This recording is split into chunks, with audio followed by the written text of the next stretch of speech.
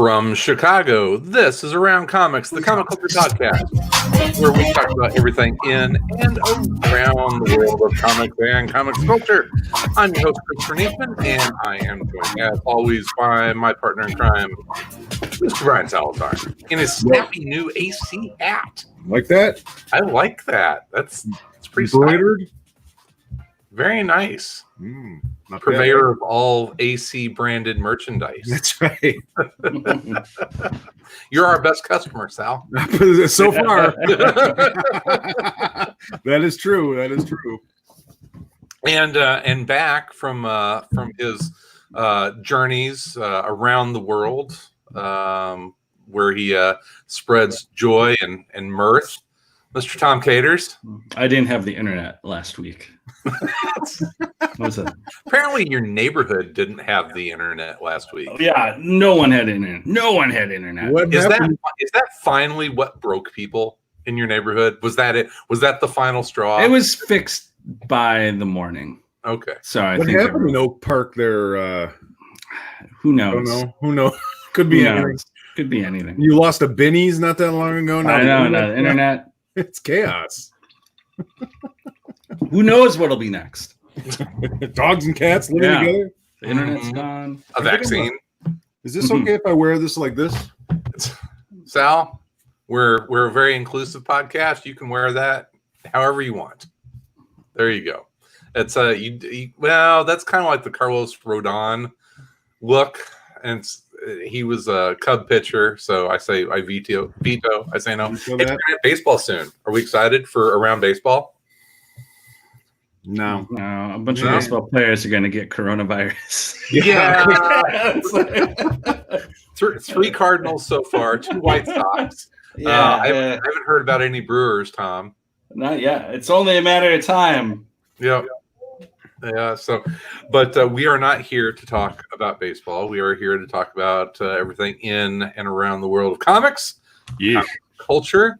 I am Tom. You missed it though. I did say I was reclaiming the drink roll call. I'm taking my bit back. So I've heard about okay, that. so drink roll call. I heard about it. Sal, It's all anyone's talking about on the internet. I know. We broke the internet. It's all everyone is talking about, not on the internet. No one's. I can't believe he's taking it back.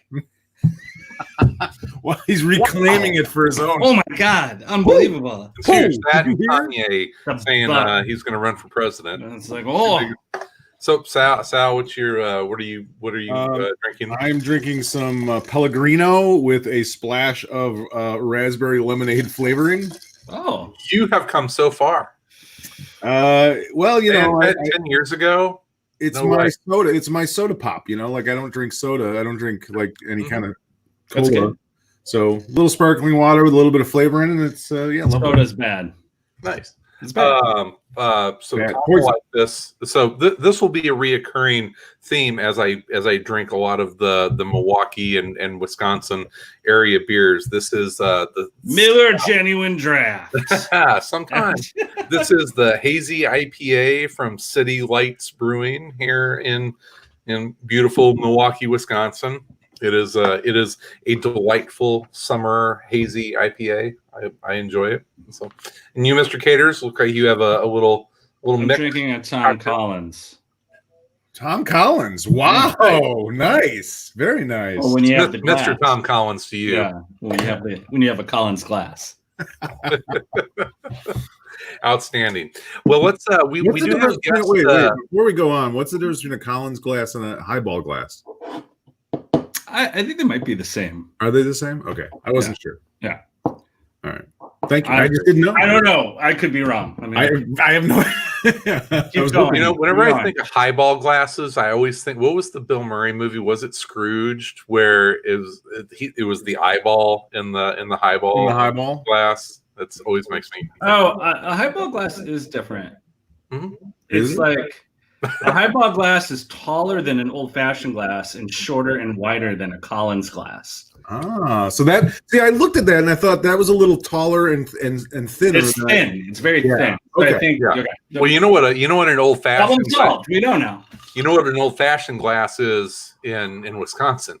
It's 64-ounce big gulp. A big giant bucket. Brandy, 7-Up. This much brandy, a little bit of ice, and a topper. Yeah. Yeah, whenever I first moved here, and I asked for an old fashioned, and they literally served it to me in a pint glass. I was like, okay, that's how we're rolling. No, we're doing it here. I love this state. All right, so we have a guest coming on in about 15 minutes. The illustrious Mr. Tom Kelly, and he's going to talk to us about his Kickstarter project. We'll get to that, but let's get some business out of the way first. Sal, how do people contact the show if they would like to send us questions or comments or letters of love and adoration? Right there at the bottom. info@aroundcomics.com. I also want to say that if you listen to the show on audio only, we are live streaming and releasing the podcast on YouTube. So we are video, we are also audio. So we're covering all of those bases. It's everything. Everything. If you Our want to signature fragrance, our signature fragrance, all senses. Ears, eyes. Did you see the new fragrance? It's the scent of space that this nobody can hear, nobody can smell you in space. It's there's a new fragrance that it's supposed to be what space smells like, and it's like a former engineer from NASA who's releasing that. Who's out of money? Apparently. Yeah. Who needs to pay his alimony? Sounds interesting. These are the things that you learn whenever you're mowing your grass and listening to NPR on the weekends. Oh, yeah. That's your problem. Yeah, right there. That's your problem right there, buddy. Yeah. You're in the wrong state for that fucking communist radio station. Socialist. Comrade Radio Network. Shout out to WUWM here in Milwaukee. So I'll tell you what, we got about 15 minutes before Tom comes on, so we can talk some comics before then. It was not a big week for comic releases. I think this is one of the Marvel DC skip weeks. So it was actually a pretty good week if you wanted to venture out and look for some indie comics, which I was able to get a couple. Hiking through the woods. Yeah, hike out, grab me some Image comic. So long, Marvel and DC. I'm skipping you this week. The production schedule is really weird, and I was talking to the folks over at my comic shop, and they're like, yeah, there's going to be 2 skip weeks in the next month, and yeah, you could tell that it was a light. It's tough. A light week for sure. Couple new number ones. I know Tom loves new number ones. Number ones. Gotta be a number one. That's all I buy. That's all I buy is number ones. If it's not a number one, I don't buy it. It's the first issue. Yeah, it's the start. It's the start. We talked about this. I buy number ones. If I like it, then I'll pick up the trade later. A lot of the time. These are from a couple friends of the show, former guests. The first one, Devil's Highway, which is from Upshot Comics, which is a new publisher that I wasn't super familiar with, but when I see the name Brent Schoonover on a comic, Mr. Schoonover, one of my favorite Minnesotans. Yes. And actually, I talked to Brent, and he is on family vacation this week, but I believe he's going to be joining us in a couple weeks to chew the fat and talk about his new comic. But I did want to talk about Upshot a little bit here. Seems to be a relatively new publisher. The chief creative officer is Axel Alonso. Oh, so interesting. Yeah. So people out there that may not know, Axel Alonso was was he EIC? Was he EIC at Marvel? Or no, I think he was the publisher. He was publisher at Marvel while Quesada was EIC. Right. I believe that's the case. And before that, I mean, he worked for Rolling Stone, he's got a long publishing history. He was where was he before he was the publisher at Marvel? He stole his name from Axel Foley. Something like that. But he was working. He was a child at one point. Was he over at Vertigo? I don't know the work. Grew up into an adult. Yeah, there's a computer in front of me. I could look it up. Yeah, We're guessing. I want to say that he was over at like Vertigo or something like that. So, and he was definitely an editor that a lot of creators that we like and appreciate seem to work really well with him. So anyway, Devil's from Mexico. His mother is from England. A native of San Francisco. He earned a bachelor's degree in sociology and politics. There you go. From the University of Comics 101, Axel Alonso. So anyway, Devil's Highway. It's written by Benjamin Percy and art with Brent, and it's a Schoonover. Interesting story if you've ever thought about like truckers and the dark underbelly of the over the road trucker. I think about it all the time. The time. It's Tom's playing with. Is miming the vertical the verticals here. So anyway, so Devil's Highway. It's a serial killer crime story about it's obviously a trucker who is the serial killer, and there's a young female detective who's on the case. So if you like the kind of like true crime, and I think there is some past cases that this is based on. I was gonna say there has to be. I mean, there's no way that in the history of over-the-road trucking that there hasn't been serial killers. That seems like a perfect job for a serial killer. Is this a trucking comic? There are semis involved. No, it's a trucking comic. That is the motto of Upshot Comics: all trucking, all trucking. Yes, over the road, local, LTL areas we haven't really delved into. Trucking, but there's in the back. There's warehouse stories from both Benjamin Percy and Brent Schoonover about their experiences, kind of growing up in trucking. No, in the Midwest and upper Midwest, and their experience as kids at like truck stops, which. Truck stops are weird fucking places. This is a trucking comic. It is a trucking comic. It's a trucking comic. It's a trucking comic. Yeah, so sold. I enjoyed the heck out of it. I thought it'll be a neat series. So 10-4, good buddy. 10-4. This is what would be your Tom? What would be your trucker CB radio? Oh, my handle? Yeah, what's your handle, brother? What are you rocking? What kind of? I didn't know. Are you rocking there? I didn't know that we were going to be talking so much trucking talk. I have to think about it. You don't want to just pick one. As a child of the 70s, I actually did have a CB radio handle as a child. Oh, of course you did. What was it? I'm trying to remember. I think it was actually Boo Boo. Bear. My sister gave me that, I think, when I was a little kid, that I was Boo Boo. Yeah. Hey, Boo Boo. Hey, Boo Boo. Yeah. Hey, Boo Boo. Enough. That was it. I always liked from the not Caddyshack, from the Vacation movies, that it was what was his name? Or was it Vacation? No.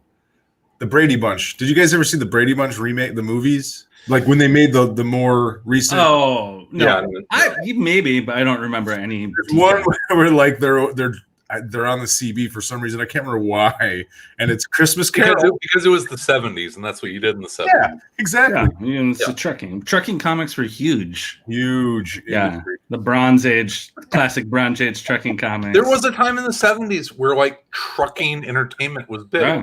BJ and the Bear. I mean, you had the whole what was Burt Reynolds movie. Smokey and the Bandit is Smokey basically. and the Bandit. There's a franchise of trucking, illegal trucking. That was interstate federal offense trucking. What was the Clint Eastwood Every Which Way But Loose? Every Which Way But Loose trucking movie, right?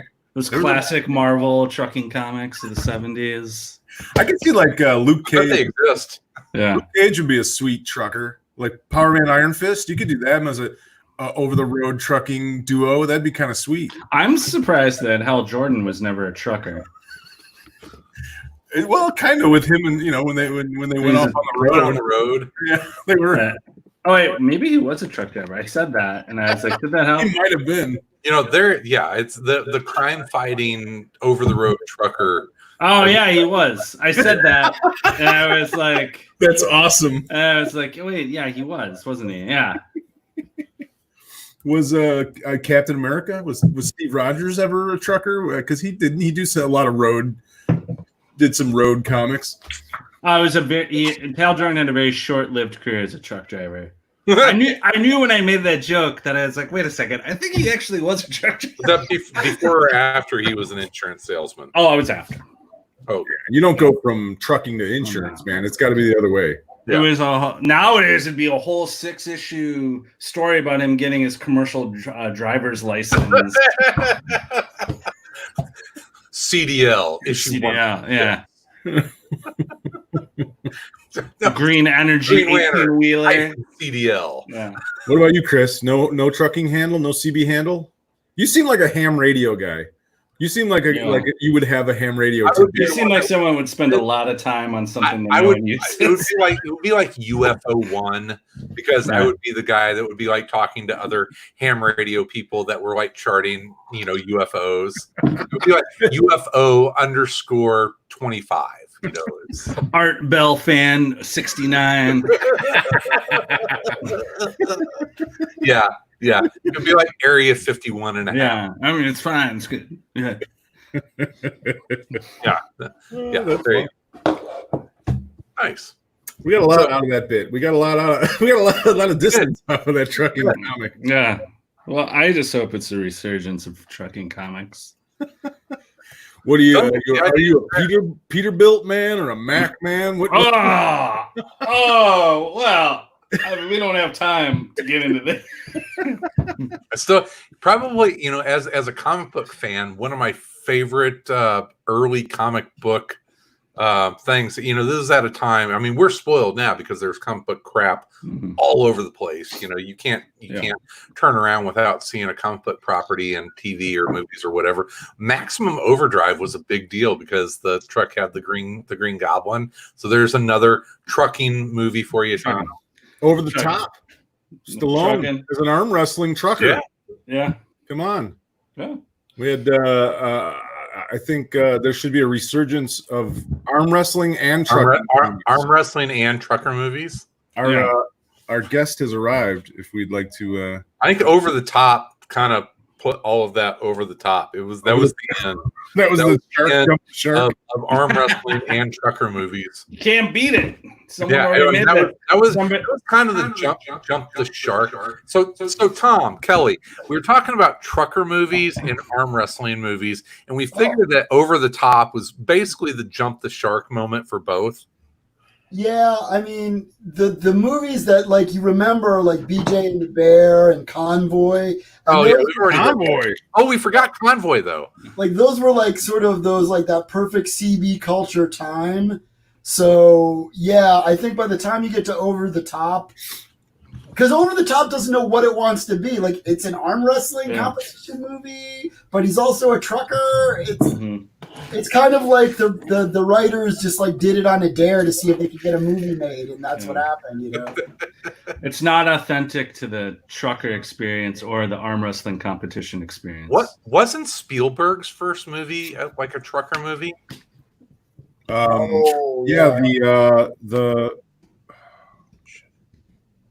shit. What's the name? Duel? Now just the Duel. Yeah, it was Duel. The trucker that was chasing the family on the highway. Yeah. And if you a little trivia at the end of Jaws, when the shark is going under the water and it's sort of there's like this groaning sound.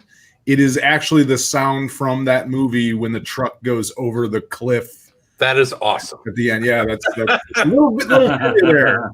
Spielberg trivia. So speaking of Jaws, they finally opened up some of the movie theaters up here in the Milwaukee area, and I'm sitting on the couch watching the news, and they're talking about the Marcus theaters that are opening back up, and I look at Marta, I'm just like, yeah, I don't think so. I don't think I'm ready to go back to they're showing Jaws.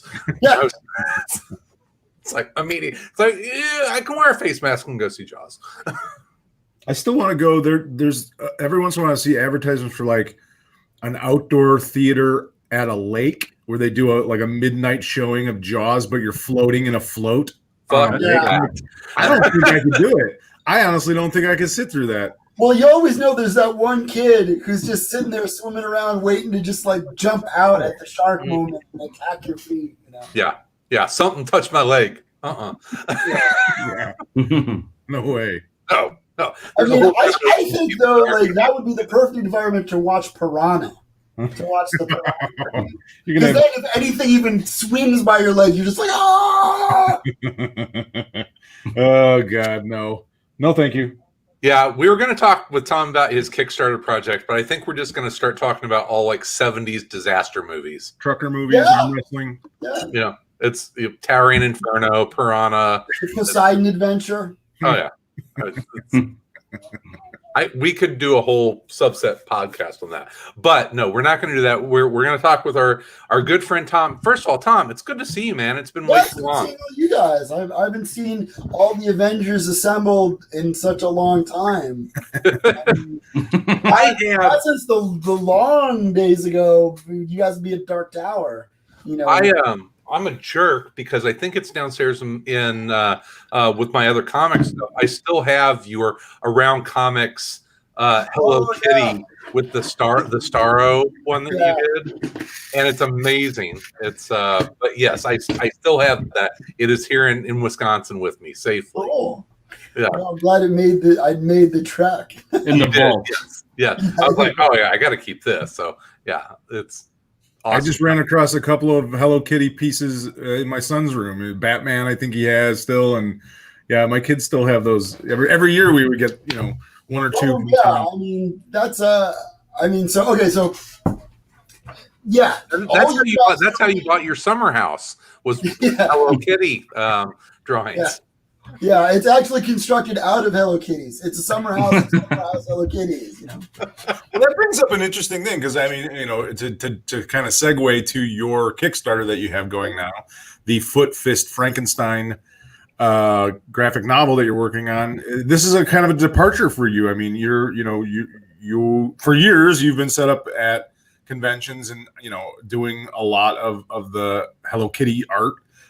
Stuff, but now this is kind of a different thing for you. So how did this come about? How did this project kind of kick off? And part of the motivation to get what you were saying was that most people know me like at comic book shows, especially here in Chicago, from my Hello Kitties. These things. Yeah. All the ridiculosity of that, Yeah, and they're awesome. They're hilarious. But honestly, that was just kind of like your convention bit. And it's a successful little convention hook to get people to come to the table. And I'm not going to lie, like the reason I've kept doing it is because it always makes sure I make my table cost back. Sure. The Katie Cook $5 little watercolor. It's 10 now. She had to raise her prices. It's 10 now. We have lines around the block at $5. I mean, at 10, no thanks. Yeah, no, she has those lines. But there's another one too. Like that was like a convention hook. Yeah, and then as she started getting more and more comic book work, it became less about like those things and more about her Star Wars or My Little Pony stuff. Yeah. And she probably regrets that because I remember talking to Seeley, who was set up next to her at a show, and after about like half a day, he just looked over at her and he's just like, you're just cranking out money. You're Yeah. just printing money because she's just like $5, $5, $5. Yeah, it was amazing. Yeah, I think it was like the first C2E2. Tim sat next to me too. Yeah. And yeah, he like we didn't know each other, and he just was like, "This is a scam." Like, Bullshit. well, no, because like he would see these clusters of Welcome like to comics. kids and like all these clusters of kids and young girls, and they'd see something cute and they'd be like, "Whoa!" And at this time, like when I first started doing this stuff at like Wizard World Chicago, when like the publishers still showed up at it. Yeah. That was like 98, 99. And that was still the tail end of like the sexy girl, bad girl art prints that you would see like all over shows. Like it would, you just go table to table and it'd be like badass barbarian or like sexy naked or mostly bikini clad Or girl. And you really didn't see like cute stuff, like family friendly, super cute things, like the stuff like manga and anime kids call like chibi and kawaii and all that stuff. Like that didn't really hit just yet. So like Katie Cook and I were a little on the like catching that first wave of it. And you really stood out, like in the sea of Batgirl spanking Wonder Woman. You're like, oh, hey, look, it's like this like totally family friendly thing. So I'll get this Hello Kitty or I'll get a cute little watercolor. And yeah, I started out at the time too as $5. Like when I first started doing them, I was like, well, nobody's going to want these things. And so I was like, okay, I'll make them. And then as they got popular, I was like, this is a thing. I'm like, oh my God. Now I've been because like, the main reason I got tables at shows back then was to get first crack at the publishers before the doors open, right? Sure. Like, because like before that, I would go to the show, and then I'd have to wait for them to let the general public in, and then by the time I just crossed the convention floor to talk to like Top Cow or somebody, they already had like a portfolio list full, and they weren't seeing anybody. And I was like, I'm the second person through the door. How does this like work? And I would see they were set up in Artist Alley. I'd see the names on the list. I was like, that's what you do. And then after being in Artist Alley for like maybe half a convention season, I was like, I really have to find a way to fund the table because they weren't that much more pricey. Like a 3-day badge and like a half table at Wizard World Chicago. I think the table was like $10 more like back then. Oh, wow. But it quickly, like, as the movies and all that stuff really started to ramp up, all the real estate got more expensive. And I just was like, okay, I got to find something to do.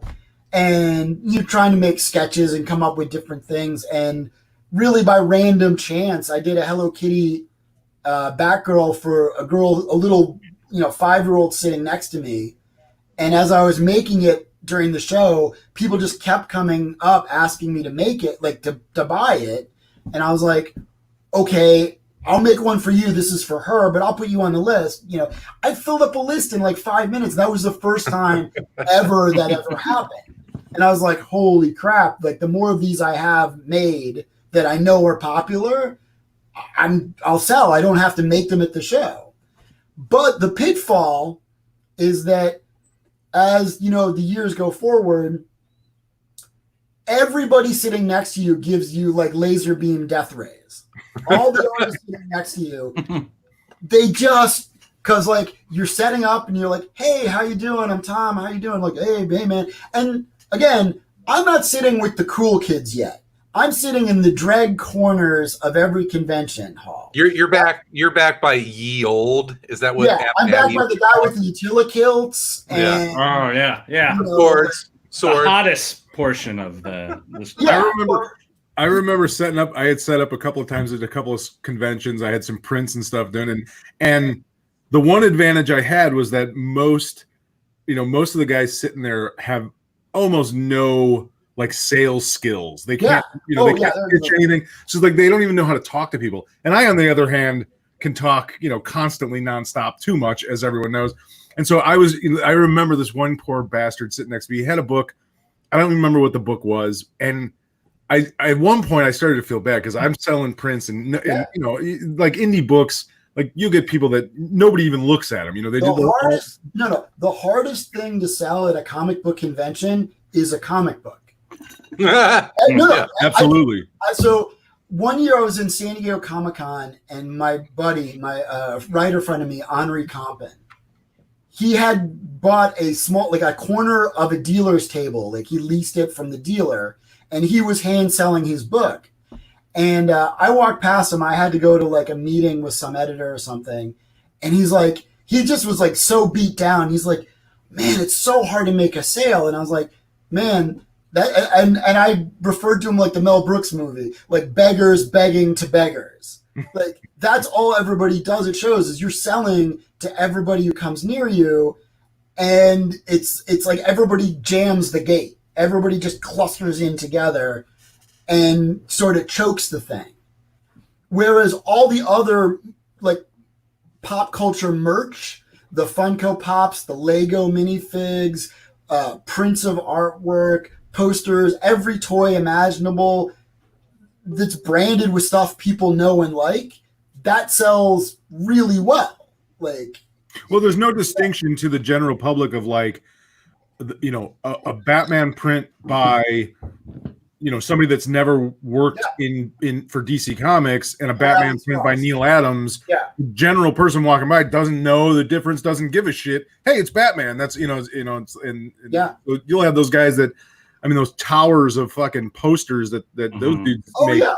That's all they do. Like that's their entire art career. The funny thing too is, in regards to that, and this will segue back into what we're all talking about, but so the tower of prints, right? The wall of prints, right? That evolved. Like you watch that evolve because here's the problem, right?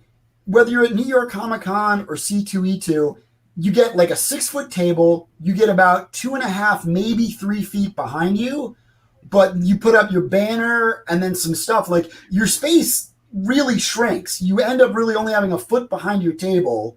And then you have like vertical space. And now they have caps on the vertical space. Like if you read like they didn't used to. No, well, everyone wrecks it until, now we got to make a rule. Right? I got a 14-foot tall wire tower of display. Yeah. Oh, dudes built an entire bunker around their table out of those, the metal cage, right? The secret toy cages. And now like when you sign up for a table at like New York Comic-Con or C2E2 or even Heroes, they give you all max height that you can have. And then they also have rules about like how the prints have to be placed. They can't be facing the other table. Like if I'm sitting here and the other person's over here, my prints can't be looking out like this way at them. Like they all have to face out towards the audience that's walking around. Right. And but again, like those are all sales gimmicks. Like it was just a sales gimmick that got worn out. Like that was getting like it's really the fire codes. That's the height issue. Like that's just hey, I'm gonna have my giant 40-foot tapestry of print. And what happens if it falls over? Because that's the other thing too. A lot of people jank their stuff together. It's a lot of just duct tape and crappy PVC pipe. Like really what it is to make those wall of prints, you want to get a light stand. Like Chris knows what this is. When you do photo backgrounds and you get like the background scrim and you set that up, that's what you want to get to actually like properly make a wall of prints, because the feet are really low and they're flat rather than a tripod, which will come up to waist high and will like really spread out about 1.5 foot like radius. Yep. And like those, like that's the setup you want to use. But so comics are the hardest thing to sell at shows. Indie comics are like the double hardest. So most people sell black and white indie comics. You're not selling any of those. here's the thing. You're right that people value color, but all those manga kids, that's all they read is black and white books from the library. Mm-hmm. So like younger kids don't have the barrier that we have with color. It's really funny. Like the comics were created out of the Sunday funnies because the Sunday comics were color and they sold like amazing, back in the day. And somebody's like, hey, why don't we just make a book of that? And now we're almost coming full circle where kids growing up, they know the pocket manga size, like that's their comic book size. Like we have the 6, like the magazine format, but they have like the mini books. They have those sort of like pocket manga things. It's interesting because I do a lot of like. I only read treasury sized. Yeah. Only if it has less than 500 pages. It's like not interested. It's got to be. Well, getting back to the graphic novel though. So tell us more about how this project in particular came about then. Okay, well, so I'd go to shows and I'd set up my wares and I'd usually get daggers blasted at me by whoever was sitting next to me. Mostly because here's the thing, like comic book people only recognize you and think you one of their tribe if you have a book. They don't really judge you by your art because that's not the valid metric. It's the book. So if you have a book on your table, it's more impressive. It's kind of like if you're a band and you make a record. You can have 1 million digital downloads, but that vinyl record with musicians of a certain age like means something. Just like having a book on the rack in a comic shop means you're legit. Like if you have a book and say Challengers, even if it's just like an indie zine, it's so much more legit and validated that it's this physical thing that people can buy in a store. Mm-hmm. So I got a lot of, crappy placement. I was getting a certain amount of like dismissal or like backhanded compliments, like by indie artists and even some of the artists like I knew who were like legit. And I was like guys, like you see my work. I'm 100% good. Like I've done work for Tim's Hack Slash. I've done covers for a bunch of different indie guys here in Chicago. I've worked for DC Comics. I've done comic book work. Just I'm not a regular guy. And so I decided about 2014 that I was like, I'm going to make my own graphic novel, right? Because I was like really kind of sick of always getting crappy parts of the convention or like, oh yeah, you're a good artist, but you're not a comic book artist. And I'm kind of like, well, it's a chicken or an egg thing. Like, I don't want to work for free. Like, and a lot of ways to like the way people break in is they work on books for like Moonstone or some other like Viper Press or something. Well, you're caught in that conundrum of like you're making money. Yeah. Doing the Hello Kitty stuff, but then you're stuck being the Hello Kitty guy. Right. And not only that, people don't remember my name. They remember that there's a Hello Kitty guy at the show, and they have to find that guy. Like, like everyone's very, comic book people are visually centric. You should just lease that out to someone else and just have them sell those. Yeah, I'll just license it. You are now the Hello Kitty guy. You are the Hello Kitty guy. But, there can only be one. Yeah, there can only be one, and that's it. Yeah, it was a convention kind of bit, but I mean, you're classically trained artist. You're a very good artist, and that's not the Hello Kitty stuff was not the style that you work in. No, that was an accident that just sort of happened at a show that it was a way to pay for your table. Yeah. I mean, I'd have prints. I mean, initially I would bring my portfolio and just put it on the table. And that's what people would look at, like sequential pages and whatnot. And then when I was, wanted to go up and talk to an editor, I just grab it and go. And it was just a bare table. The convention scene kept evolving. And that's another thing too. Like the reason I didn't want to do my own creator-owned book in like 1998 was because you didn't have things like Kickstarter. Like you had books are expensive. And not only that, even in 1998, you didn't have that great of an internet. So it wasn't like I could contact a Chinese printer and get their printing rates. Like that was not doable, right? Or at least not doable for me at that time. So about 2015, I decided I wanted to make my own book to just get a lot more street cred, as well as produce the type of art I want people to hire me for, right? So I came up with this idea because I was reading like Superman and Hulk comics. And if you read those comics, Superman and the Hulk don't know how to fight. Batman, Daredevil, Iron Fist, Shang-Chi, they train to fight. They know how to do fight moves. Superman is just big and tough. He's a goon. And that's how he wins. He's a bruiser, right? The Hulk's the same way. He just gets, I will get stronger, and Hulk smash, right? Like the Hulk isn't throwing a spinning back kick. You know, Superman isn't grabbing General Zod and putting him in an arm lock. Like he's not doing that because he doesn't know how, right? Well, he doesn't need to. Right. Well, yeah. So I was coming up with the idea of like, well, wouldn't it be cool if you had a character like the Hulk, but they could fight like someone like Bruce Lee, right? And I was like, okay, that's kind of a fun idea that I'd like to explore. So that was sort of the germ of the idea. And really what Foot Fist Frankenstein, my graphic novel, is a synthesis of the three things I really enjoyed as a kid. I enjoyed monster movies, whether they're the Hammer horror or the classic Universal monsters. I love comic books like Jack Kirby and the monster comics that were always made, especially those 70s comics, which were all like horror kind of based superheroes, like Werewolf by Night and things like that. And then finally, it was Kung Fu Theater, which was always on TV. Oh, yeah.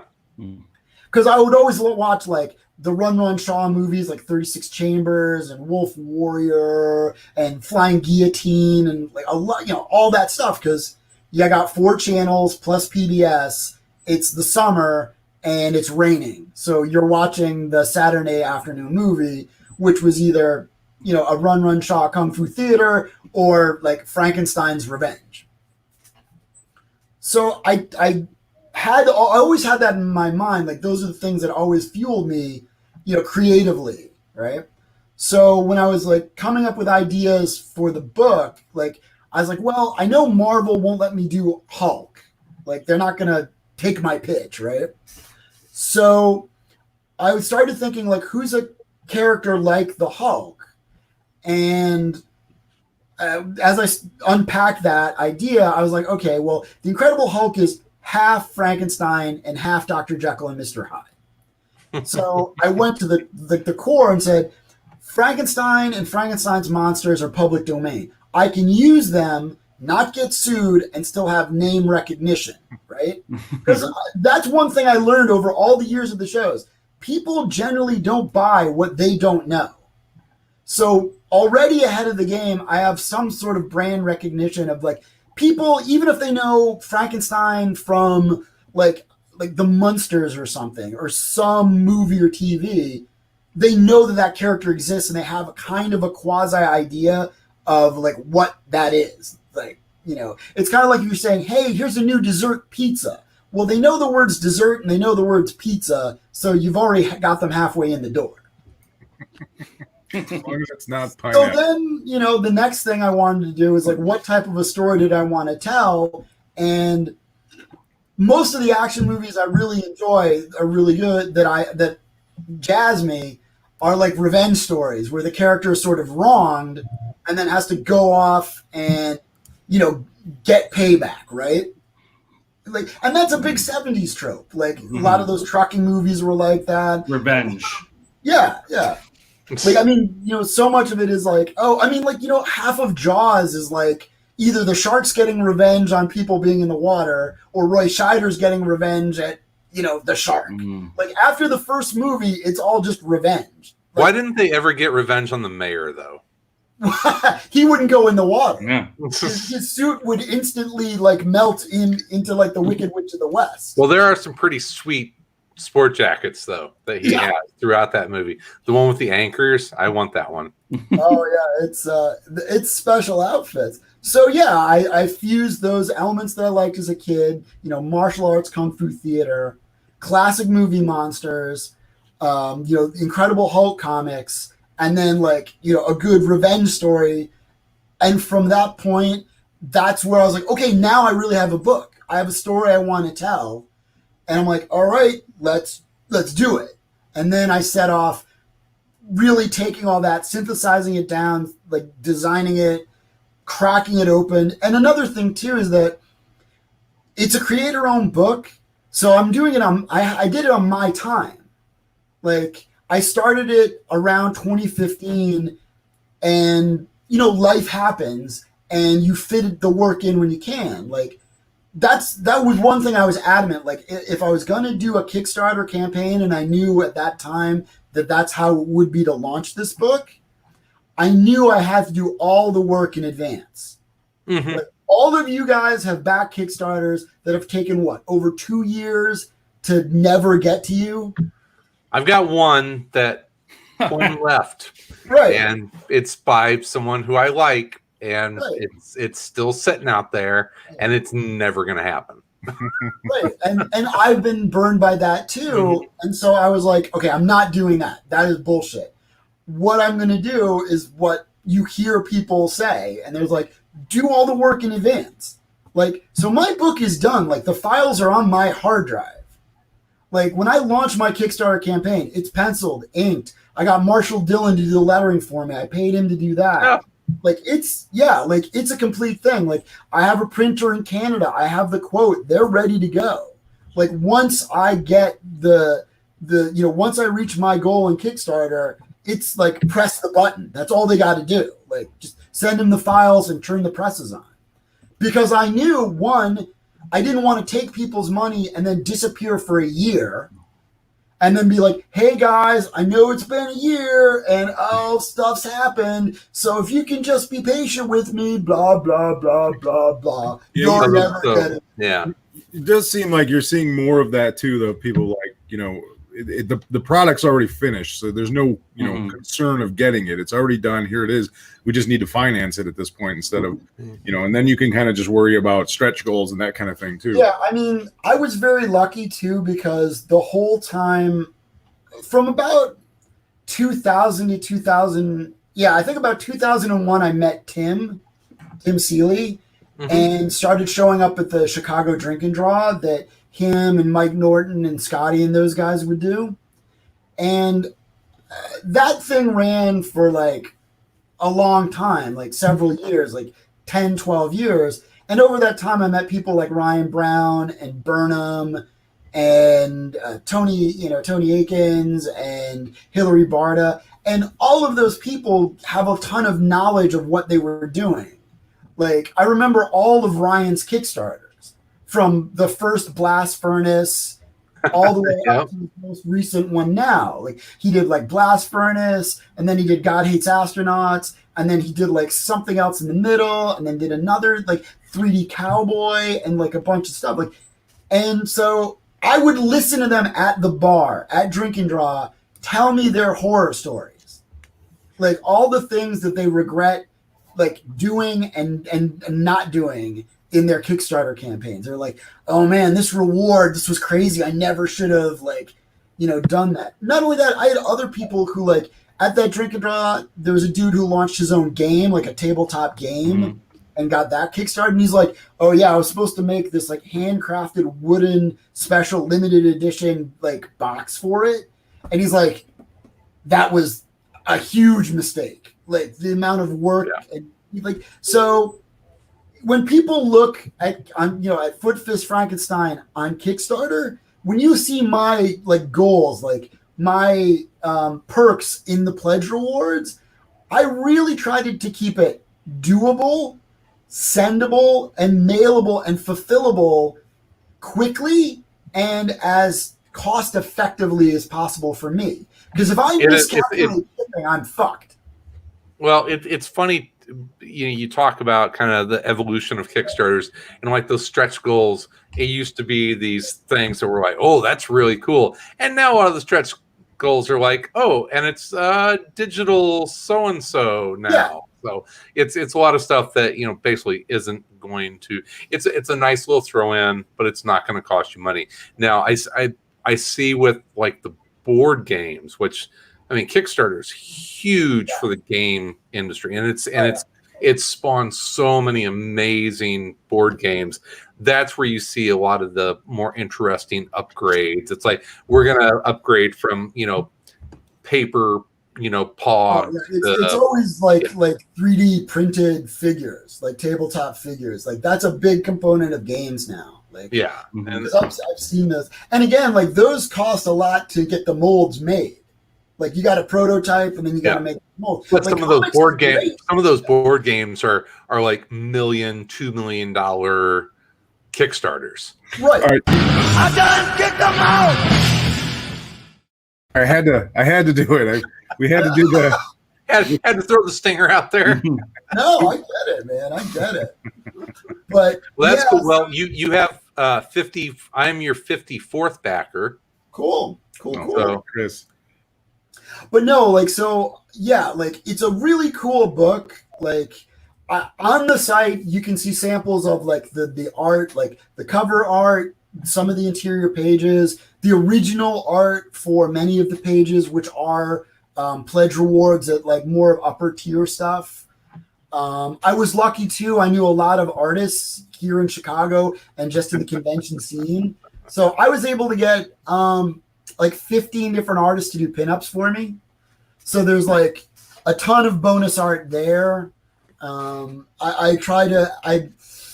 got like, you get a copy of the script in the digital version, so you can read the script and then compare it to what I actually drew. Which is like, some people are process oriented. Like I know different people like different things. Like that was one of the reasons why I made it a hardback book, because I know a lot of people, like if they are going to invest, pledge or invest or buy the book from your Kickstarter, they do want a significant thing to get for the reward. Sure. And, from listening to you guys talk, like I've listened to you guys talk to numerous artists about their Kickstarter campaign. Not only that, I've listened to you guys just talk amongst each other about the things you liked and didn't like. Oh man, I mean, let's face it, it's easier to shelve a hardback book, a hardcover book on your bookshelf than it is to just have a loose or softback book just out. Like it's just there's been a lot of folks in the past that would send their Kickstarter stuff or say, hey, I have this Kickstarter going, and it was for single issues, like a single issue, and I was just like, don't do that. Yeah, it's put a collection together. There's no way that I'm going to spend the mental time to donate like $5 for a single issue for a comic. It's also weird. Make something substantial. When you have to mail that stuff out, like if you have a single issue, and let's say that's the equivalent of a very simple, $3 comic, right? Mm-hmm.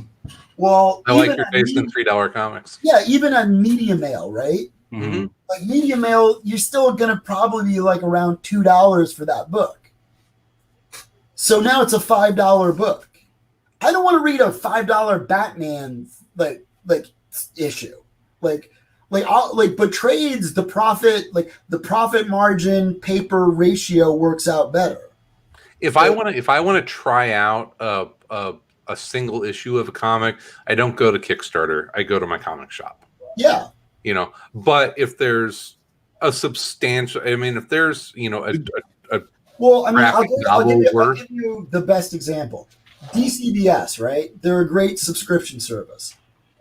When you get your weekly or monthly comics from them, they bundle them all together and they send it to you like every couple of weeks or every month or every couple of months. Because the shipping is so much more expensive to send like single issues in the mail, they bundle it and then they wait until it's a significant amount. And then you're like, okay, here you go. Because it's now worth it for what they're shipping to you. Yeah. Sal, were you grabbing one of the TKO collections? Yeah, well, I was going to say I talked to Z Chen, the publisher, co-publisher, and one of the writers of TKO Studios, and I one of the things that was really interesting to me was, they had sent me some books, and I got these collections that I didn't realize were single issue collections, which I thought was really cool, and I asked him about that specifically. I'm like, it seemed a little weird. Like, why would you offer? Because they offer all their books in 3 different formats. You can buy the digital, you can buy a trade, or you can buy a collection of single issues. You can't buy just a single issue. Right. Yeah. So it's like 6 single issues. So you've got Sarah right there, right? Yeah. 6 so single here's this is the trade of Sarah. So you can buy either one, but so I asked him, like, why would you offer the 6 single issues if you're not selling them monthly? Like, what's the point of that? It seemed kind of odd, although I liked it. I know why, but please tell us. I know Well, he said basically because people still like single issues, but we wanted to give them a way to put it on their bookshelf. And so they created these cool cases that you can. They like the single issues because they still have issue number 1. But that doesn't really matter because I still enjoy reading a comic in that bite-sized. I mean, it's kind of like watching the old Western serials, right? Well, I like the bite-sized amount of the story. Right. I talked to him about that specifically because I said the same thing, but I'm like, you know what? I have to admit, I read Sentient in the single issues, and because, I knew it was 6 issues, I took a break in between like every 2 or 3 issues. Yeah. And each issue was an experience. And specifically with that book, like there's like issue 5 is this great cover that Gabriel Walta does. And then you kind of figure out what the cover means later on in the issue. And he does this amazing like thing with color that and just the design of the book. And it's like, oh, that's a really, like in retrospect, it's like, oh, that's a really cool cover. So it was really a bonus part of reading. It was like each of the covers and being able to sort of just like read a issue and put it down and know that there's 6 and I have them all. Yeah, I don't know. It's interesting. I'm not sure how, whether they're outselling. Explain to me that from a comic shop standpoint, it's like single issues have an advantage because they keep people returning to the space every week or every couple of weeks. Like it's a regular interval. Whereas if you do a trade, it's like, boom, okay, now come back in a couple of months or a year, right? Yeah, I can see that. I mean, you have an opportunity to upsell someone if they're coming in weekly for books. They're probably more likely to buy. I mean, that's why you have pull lists. Yeah. Because it's like, I want them to come in every week. I want the guaranteed money monthly that they're going to spend, but I also want them to come in and possibly buy more. And the chances are, if they come in, they might see a statue they like. They might see a T-shirt or a poster or a different book that they like, and hopefully even spend even more money. So yeah, that absolutely makes sense. Me personally, it's like I like reading a complete story, whether it's a trade or a collection. It's like if. A lot of times with digital issues, I won't even read them because it's like I can't go back and remember what the fuck I read. You know what I mean? Like, I'm 3 issues in. What happened? I don't even remember what happened in this. Yeah. What's happening? Well, that's definitely a true factor for sure. The advantage of, say, like, digital versus analog, right, is that in the analog world, especially back in the day when we were all kids, if you got to the shop late or you got to the drugstore or wherever you bought your comics and you didn't get there right in time, you didn't get that issue of X-Men you wanted. Like, yeah, they might be sold out of it. Yeah. And then that's when pull lists and comic shops started being dedicated just to have the books. So you wouldn't have to go into like a card store or someplace that sold ninja weapons and get comic books. Although that sounds kind of awesome, did that, yes. I'd totally go to a ninja weapon store and buy comic books. It was 1980. I mean, that's what it was all about. I mean, the Foot were fighting Daredevil, and you could get your shurikens and your nunchucks, and you were good to go, One of my favorite places now is a donut shop / comic book store that once in a while I'm able to frequent. It's not here near me, but I wish it was because. Oh, that's cool. Yeah, Really? and it's in an old bank. Yeah, it's kind of like how like Meltdown sort of is, and Yeah, Meltdown's like a comedy store. yeah, there's like one in New York too that's also like it's like a restaurant space, like lounge space that you can like sit in and like. I think it makes sense. I mean, like you offer them more than just you. Then you're not so dependent. Like Well, you have a lot of times more space than you need. the advantage is and again, like we talked about this with the single issues, right? The longer anyone stays in any business, the more likely they are to spend money. Like that's why casinos are built the way they are, right? Like they're like a weird maze that like once you go in, it's actually harder to find the door out than it is to go deeper inside. And there are no clocks. Yeah. And the air is circulated and there's no windows, so you don't know what time of day or night it is. Shops lose that sort like anytime you have more people to be in the shop and stay longer, your sales percentage goes up, you know. We have a good question here from Pick O'Brien. He asks, question for all of you: if your house was on fire and you could only grab one of your comics, which one would it be? I know that answer. You know, for me, it'd probably just be like Hellboy, Wake the Devil. It's the only book I continually keep going back and reading and looking at. Like I got a ton of books and I love them, but yeah. I mean, I'd probably just grab my iPad and go like, I got Comixology, bitch, I'm fine. I'm gone. I'm trying to think of what I couldn't replace. What has Chris got there? X-Men? He's got his X-Men number 95. That garbage? My dad gave this to me for Christmas when I was like, I want to say like 14, and it was kind of like the first time that he's just like, yeah, it's okay to be a comic book fan, and he got me this.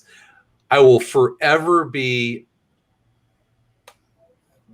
very happy, but also very disappointed, because if he didn't want to spend the extra $40 to get me Uncanny X-Men number 94. Right. Wow, always thinking about price for me, Chris. You know, way to really thank Dad. Chris wore a tie when he was like 14 too. That's what it was. Well, Dad, you didn't pony up the good money. Yeah, All right. I think that $40 is probably about $4,000 now. Oh yeah, but I mean, he could have very easily just bought you Archie by accident too, and be like, I don't know, he likes comics. Ah. It is true. It is true. Well, Veronica, you like Veronica, don't you too? Oh. I don't know if I have one comic like that I am emotionally attached to that I would like need to grab and run out with. Justice League behind you. Well, that's Justice League number 3, but it's a pretty shitty copy, so it's probably not valued that much. I honestly, I probably would grab, like, if I was going to grab anything down in this basement, it would be that page up in the corner by Steve Dillon. It's a that preacher page, and it's signed by Steve, and I couldn't replace it. So if I'm going to come down here to grab something, it's going to be that probably, as opposed. But if one comic, maybe, I don't know. I have like hard to pick them all. It's too hard. Yeah, I have Teenage Mutant Ninja Turtles number 2. It's like that would be hard to replace, but it's not. I don't. Which trucking comic would I grab? That's the question. Wait, you're not just gonna grab like Aquaman number 4, where he has to go to the fish planet to save the moon people? I'm thinking that there's fire. I'm gonna come downstairs. Am I gonna go through like my long boxes, like in the corner? This. Sam, get the kids out. I'm going through long boxes. There's a this one. Do I take this one in here? It's going to be Captain Glory number 1. That's what I'm grabbing. I almost see Captain Glory Hole scenario as like in Shaun of the Dead, where they're throwing the vinyl records at the zombie. Records. And they're like, oh yeah, no, not this one. Batman theme song. No, keep this one. No, don't throw that one. No. I guess I'd probably more dancing. I'm looking at my bookshelf to see if there's something I'd be like. I think I'd grab my. Is there anything that you can't reorder on Amazon, Tom? Oh yeah, that's my biggest question. I'd probably grab. I'd probably do my Dark Knight Returns. Absolutely. Ooh. Oh, nice. Yep. Yeah. I was just looking. I was like, yeah, I probably can't replace that. So I'm I just grab gonna all my hot moves and be like, now we know it all. Woo! JLA Avengers. I agree. Is this out of print? It was last time I looked. That might be. Let me look, guys. Maybe I'll sell it. Yeah, no, it's a tough question because we all have book. so many, books and pieces of original art and sketches that we've, gotten over the years. Oh yeah, Carmine Ooh. Infantino signed. Oh damn! JLA Avengers. Someone's selling one for $500. Holy crap! I'm gonna sell. Yeah. Well, so long. You didn't. You'll survive the fire, but I'm gonna. I swear Perez only did that project so he could get closer to the I've drawn every single character in everything. And I think the last he said he was like something like 40 characters away from like every character. Does he ever? Do you think when someone introduces a new character, he's like, "Fuck"? Yes. Yeah, I absolutely think that. Like, God damn it! Like, How dare you? I gotta go back. Punchline. But yeah, I think there was at one point he said that someone had figured it out, and he was like 40 away at that point. By the way, the question was asked by my nephew, so I'm sort of being mysterious because I don't want him to come over here and take my most valued comic from me. That's what you should have just said. The Justice League behind you. That's what you should have said. That's what it's my most valuable one. It's made of solid gold. It is a Justice League. I think it's number 3. I don't even know. It came with the house. He just set up the room. I don't remember. Yeah, number 3, but it's kind of beat up. I just love that it's the black cover because they made some of those black. Oh yeah, the early ones were the black ink covers. I thought were pretty cool, but yeah, I don't know. It's pretty beat up. It's okay. It's old. It is old. It's been read. It's been read.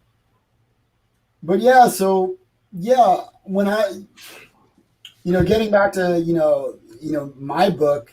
I made it a graphic novel because I wanted to also tell a longer story. Like, if I was going to invest the time in doing it, I didn't want to do one issue because the first issue of most books is just a setup. It's just maybe half an origin story and then that's it. And I really wanted to actually tell a longer story so that people could get more bang for their buck. And also allow me to actually just tell the story I wanted to tell. I didn't set out with a set page limit in the beginning. I was like, I'm just going to do this to how long it takes. And then I'll find the nearest page equivalent for printing. And then just either fill it in with process or other things to round out the page count. Nice. And it just came out okay, with all the cool stuff I wanted to draw and put in, I was like, all right, that's 120 pages. But I will say this, the fun about doing a print book is you get to do a double page spread and they look awesome. I mean, when I look at double page spreads on my iPad, they don't look good. They look like garbage. The digital version of my book on my Kickstarter, all the double page spreads are actually splash pages. I changed them for that because I don't like the way I have to turn my iPad and then zoom in to kind of read stuff. It actually makes me angry now whenever I'll buy comics on the Kindle app or Comixology or whatever, and you'll get into some comics and they'll be literally 3 or 4 double page spreads. And I'm just like, oh, It's like you really just want me to go out and buy the print version because it doesn't work digitally. Yeah. It takes you out of the reading experience. Yeah. It shrinks it. So if you have like 8-point type, it now becomes like 6, 8. Whenever you're reading it, the tactile version, you flip that, and it's the impact of a double page spread. On a tablet, it's it's the exact inverse. It's the exact opposite. It's supposed to be, So so I was like, okay, I've got a bunch of like cool double page spreads, and in the digital version, I made those splash pages, and I knew I was going to do that. I thought about that from the outset, so that like I didn't like have, because you can really screw up your pagination, the way your pages are falling story wise, if you aren't really aware of it. Like you have to plan for it and be like, now it's a splash page, so like. And it's not, again, these splash pages are slightly different. They're not just shrunk down versions of the double page spreads. They sometimes are like like the page layout is different because it's like that's the only way it would have worked to tell the story in that format. Yeah, well, whenever you're designing something for print, I think good writers and artists are always conscious of the page turn. Yeah. And in digital, it's every page is a page turn. It's going to be interesting to see if there's a change, because I mean, if you think about it, like if you start designing comics for digital, like you could put 40 panels on a page, and then a single page panel would be much more of an impact. You know what I mean? Like you could do a 90 panel grid on a single page, because you could zoom in and out of it, you know what I mean, if you wanted to, and then just sort of like that impact of a single page as opposed to a double page spread. People have experimented that with like the Marvel Enhanced, and Tim Seeley and the 4-Star Crew. They did that one like comics double feature app that they did. I could see like independently where like you'd like see like the page, then you'd see just the pencils, then just the inks. Oh yeah. All in the in the thing. But the real truth of the matter is that it's just a slightly different format. Like you don't have to reinvent the wheel. You just have to kind of just like modify it a little bit. Like it's still comics. Yeah, like movies and television you do those differently. Like there's different budget, there's different like shooting constraints, and they're very, very similar, but they're different enough that they are their own thing. And I think that's the difference between digital comics and paper analog comics. Because if you look at like webtoons you scroll. It's like a vertical scroll. Like so there's no page turn. It's literally like a flip. It's very different. It's very different. I think one of the things that's missing from digital, the experience a lot of times, is because you don't have necessarily a tablet big enough. I mean, even like an iPad Pro is about the right size for a single page of a comic. Yeah. But, there is an instance when you turn the page of a comic, you absorb all the information on the page immediately before you start reading the panels. So like there's this experience of like, oh, the page, I'm getting information, I'm getting a story from the page, and then I go into each panel and read each panel independently. So there is, and then I look at books like this, or the manga books like Blade of the Immortal here. Like these are smaller size than regular comics. Like this is a American graphic novel, and these are these books. These fit perfectly, in an iPad or a Kindle. So part of it is our conditioning from when we were kids. Like it's what we grew up with. It's our comfort zone. So because I do a lot of library shows, and that's where you really see the kids who read a lot of manga come out, because they can get it like just straight from the library, and to them that's comic books. Hair. Like they are, But I mean, like these are like the hyper, like remember like the proto definition of fanboy. Sure. Like the nerdiest definition. That's what those manga and anime kids are. Like, because I see them and they like won't shut up, and they'll over explain to me the main character's costume. Like when I'm at a show and I'm like, Okay, I get it. I get it. Like, I've got Google on my phone. I'm good. I don't need reference now. Thank you. You know. Oh, do you ever read like Black Butler? Do you ever read this? Like, no. Like, what manga do you read? I'm like, I like Blade of the Immortal and this one and that one. I don't know that one. I'm like, well, of course you don't know Akira. Like, it's not a book you want to read. Like, you want to read the 50th Dragon Ball Z or like what Naruto's doing in the Baker Box. Or basically whatever anime is on Cartoon Network, right? Or Crunchyroll, right? Because like when they like, but that just goes back to it was the One Punch Man. Yeah, but like remember when we would watch the Super Friends and Blue Falcon and Dynomutt and all the Hanna-Barbera like Johnny Quest stuff. And stuff. Like we like that was our kiddie entree that got us to like, oh, I know Batman from the Super Friends. Sal and I disagree on Johnny Quest. I love Johnny Quest. Right. He's not a fan. It broke my heart. It's dumb. But I mean, even Spider-Man was on the Electric Company. Mm-hmm. Like, remember the weird live-action cartoon thing they would do on the Electric? Yeah, that was weird. Yeah, but he was there. Like, holy crap! Like, that was weird. But we're like, and it was kind of like a comic book because they would do the flat still for like a couple minutes, and then they would go into like the real action. Is banana stuff. So that was more I of a do speed think racer part of thing. it is comic books will be different, 20 years from now because the kids growing up right now are going to be used to certain formats, whether it's digital or manga or a hybrid of both. Well, that's so they what won't look, But that's what I mean too. Is like we're trying to read comics in a format that they weren't made for, and they're still not necessarily being made specifically for them. They're made for comics. They're made for print. And they're just being fit to digital, so there's gonna be a loss of something, and especially if you go back and read stuff, printed 20, 30, 40 years ago. It's those guys. The comic strip guys. Like, I mean, have you ever like? I'm sure you guys have seen like the Jim Steranko Artist Edition, which is like as big as a barn door. Because that's how big those guys worked back then. Oh God, the Wally Wood. Yeah, because they were there he goes. like newspaper illustration of like Prince Valiant pages that are as big as the door to your house. Beat someone to death with this thing. It's more show and tell. Yeah.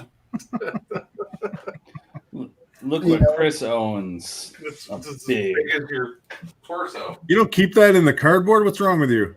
That's his bulletproof vest in case there's a home invasion. He's just like, didn't make it through. It's like gigantic.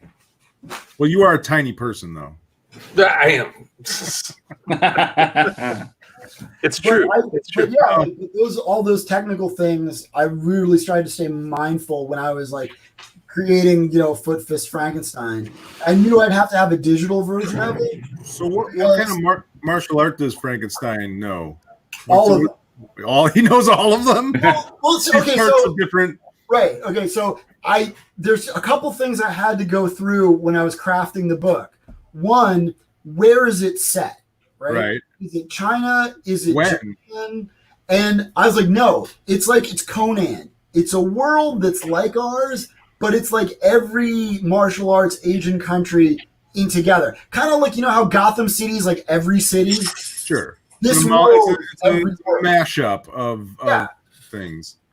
And the martial arts stuff, I like one of my all-time idols growing up as a kid is Bruce Lee. And Bruce Lee. Oh God, this is going to be the Steve Rude interview all over again. Well, I won't go as deep as that. Yeah, Bruce Lee's philosophy when he was crafting his own form of martial arts. Be like water. Well, yeah, like be whatever you need to be to win. Like he didn't like a set of specific, formatted, rigid moves. He was like, no, like whatever you need to fight your way or get out of this situation, do that. Like you don't have to do like, oh, if he throws a crescent kick, I've got to block it this specific way. He's like, no, you can just juke and do this. It's like you don't have to, you can flow around it and just use what works for you. And so I when I knew I was working on Frankenstein, when I knew that was the character, my book it works on the convention that this is the same Frankenstein from Mary Shelley's Frankenstein, and my story takes place shortly just after the resolution of Mary Shelley's book, where Frankenstein's just kind of off wandering the earth, right? And if you look at the time period of like what was going on in when Frankenstein was set in England and what was going on in like China or Japan, that like the timetable wouldn't blend it right. Like maybe they would have had guns or firearms in Japan at that time or China.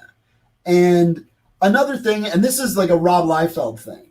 When Rob Liefeld was like working on like Cable, I've heard him say, and I don't know if this is just him being him, but he's like, I didn't want to draw real guns because I would see he would go to shows and see like military guys come up to Jim Lee and be like, you drew that gun wrong. And he's like, I don't want to deal with that. So I'm going to pick up a gun nobody can tell me is wrong. So he didn't draw feet either. He didn't want to get. You drew those pouches wrong, man. Right. So when I was sitting there, I was like, okay, I want to use a samurai sword and ninjas, but I also want to use like Shaolin monks and Chinese kung fu and Krav Maga and every martial arts cool weapon that was in the store when I was a kid in the 80s. And like, oh, look at that thing. What is that? That's a butterfly knife, and that's a Kempo staff. So, and again, Batman is a master of all the fighting styles anyway, too. Like, whatever Batman needs to be a master of, he just is. And you do the flashback. So that's what I did. I was like, no, my character meets an order of monks. They're not Shaolin, but they're very much like Shaolin. And much like 36 Chambers, he masters all these weapons and fighting techniques to, because that's what these monks do. Like, they meditate and they pray, and then physically to work their bodies to keep in balance with their mind, they train to be in solid physical condition. And also from like a very cheap, like what I want to draw, like standpoint, I'm like, I want to draw every cool fighting style I feel like. So I don't like, why lock myself in a cage and be like, no, he only knows tiger style as opposed to crane style. Like, Yeah, I don't think. I mean, you're talking about a monster sewn together by parts, of dead bodies. I don't think we have to worry too much of the technicalities of what what he. But I was thinking maybe it would be like if he was put together by parts of different martial artists, then he would kind of know them all. Well, that was part of the process too of like, yeah, like, do I go that route of like he's a composite of all these martial arts masters and that's why he's good, or do I want to go sort of the training, route? Right. And I thought it's more fun to explain the sort of journey of like training and what that entails. Sure. Because how do you train someone who's so big and clunky and is physically tough? Like, yeah, you can stab him, you can hit him, you can poke him. Like, it's like trying to beat up Colossus of the X-Men. Like, he's big, he's strong, he's tough, he's pretty damn durable. But unless he, knows how to do everything with his weight and balance and everything, he's just a big brute. He's just a bull, like knocking things around. Well, and I think it makes some sense too of like, if you think about that creature sort of roaming the earth, trying to figure out where it fits into society or just in the world, for it to kind of be looking for some answers and find, monks and that kind of story, that certainly fits. I mean, these are all Hong Kong tropes. I mean, yeah. I'm explaining to people are like, yeah, I think I've heard that before. I was like, well, yeah, I'm lifting a lot from like Shinobi and Mortal Kombat and Game of Death and The Big Boss Man. Sure. Kung Fu: The Legend Continues and all that stuff. But that's the fun. It still works. It still works. Here we go. Pick wants to know if Frankenstein. He says if Frankenstein was in the CIA, look into it. Yeah. We'll have to ask Tom King if that's true. He would know. Classic. Well, Tom King would tell you, but he'd then have to kill you. That's true. Oh my god. He recently still owes us a Comics 101. Yeah, I talked to him about that. I'm sure he will. He's Oh. kind of busy. He's Yeah, still reeling from the fact that like our president like knew that there was a bounty on his head and didn't do anything about it. So he's pretty pissed about that. Well, he Yeah. took it out on Dean Cain, which was pretty funny. Did you see that? What? Yeah. Kane, the What worst happened? Superman. He took it out on Dean Cain. I guess Dean Cain it was on some conservative no, news DK's thing. He was a Trumper. Fox and Friends or something. yeah, and he was complaining that if he Truth, was justice, and the today, American way. Yeah. he wouldn't be able to say truth in the American way. And on Twitter, Tom said, "Motherfucker, I put it in a comic book this year." And posted the panel. So then Dean Cain replied to Tom directly and was like, "Oh, well, I didn't know that. What comic book was it?" And the motherfucker was unnecessary. And Tom said something like, "Well, the motherfucker was an insult because I didn't appreciate what you said or something because I actually fought for my country. I didn't just wear a cape in front of a camera." Well, I mean, Dean Cain has a long history of being like, a very Trumper conservative, which, if you're an actor, you're playing a role, whether, I mean, that's what it is. And the pitfall is when people see someone play Superman or Spider-Man or Batman or whoever, those characters, they think, like, everyone thinks Tom Cruise is Ethan Hunt from Mission Impossible. Like, but I mean, in this case, it's like Yeah. Dean Cain is leaning on the fact that he played Superman to Oh, try. It's the other way around. Yeah. He's using his persona as Superman to give his argument The credence. beloved show Lois and Clark. That is Yes. obviously. Like a million friggin' years ago. Like, how many Superman TV shows were there? People need to explain to Dean that no one watched that show for Clark. They watched it for Lois. Well, and, Harry Hatcher. Oh yeah. I mean, nobody's talking to Dean Cain because he played Superman. It's like nobody gives a shit anymore. It's he's a conservative and he played Superman. Well, that's too good to pass up. Good for Tom King. Yeah, Hey, I didn't do it justice. Go on. I would say go on Twitter and look up what he. Actually said. It's a fun little flame war they get into. It's That's hilarious. Good for Tom. Speaking of Comics 101, I think I'm up next after Mr. Tom King, and I've been trying to think of subjects to do, but I actually wanted to open it up to our community, whether it's on the Facebook group or through Twitter. Feel free to send in your suggestions for what you want us to do for a Comics 101, whether it's on a specific character or a run of comics. I know that's what you're going to do next, Flex Mentalo. But I think I'm up next. I've had a couple ideas for some stuff, but nothing that I've been super passionate about. I figured I was going to go your way guys, and do something that was like 3 issues of comics. So Yeah, but 3 issues of Flex Mentalo, the to go over that could take that could be an 8-hour episode. No, I'm just going to kind of. Well, he wanted to do Cages from Dave McKean, but I've seen Flex is back in the Doom Patrol season 2. Yeah, I haven't caught up on it yet. Do what? I haven't caught up on it. I still have to catch up on it. I haven't. Yeah, I'm in the second episode. Still so good. I'm just savoring it. I'm having too much fun watching Harley Quinn. I'm actually excited about how it's coming to Netflix. It's it's the one with Charlize Theron, Old Soldier. Interesting that you bring that up because that is our book of the month-ish. Oh, cool! Book of the month-ish. I really enjoyed that book. The Old Guard. The Old Guard. Book of the season. Book of the season. You guys, have you gotten your copies yet? Are you reading? It's on Hoopla.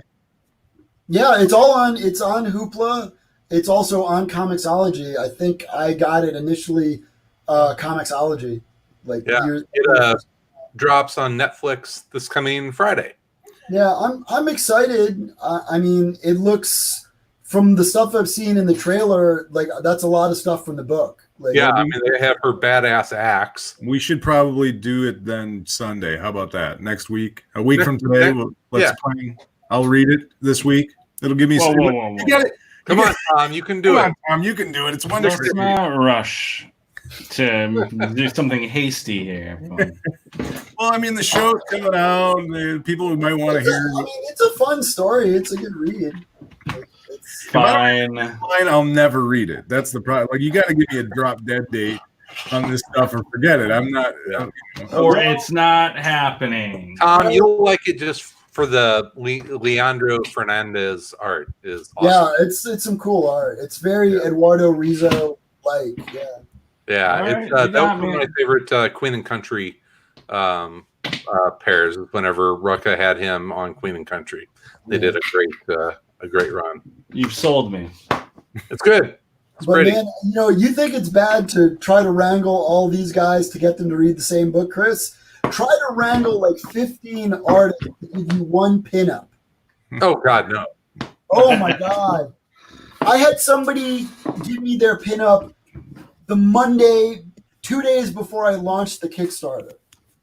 I was like, that person was incommunicado for a solid 2 years. like literally, like emails just fall into the ether. Every social network is just like dead air, and I'm just like, well, if I guess the name, will you tell me if I'm right? You can guess, but I Steranko. neither confirm nor deny. All right, I won't. I was gonna guess Tony Akins. No, Tony. That's Tony good. That's a good guess, though. No, Tony was. That's a really good guess. I love Tony, but Oh yeah. Well, I mean, it's the nature of the beast. Like, artists are flaky dudes. I totally understand that, and especially if you give us too long of a deadline. Like, when people like ask for commissions after shows or hit me up online, I really try to make a point to stress to them that, like, give me an actual like timetable so that I can meet that. Because if you just open-end it, like, that's like, it might as well not exist. It doesn't. Forget it. Yeah. Like, it's kind of like you like a little bit of like art direction when you say like, hey, can you draw me like Captain America riding a motorcycle? And you're like, okay.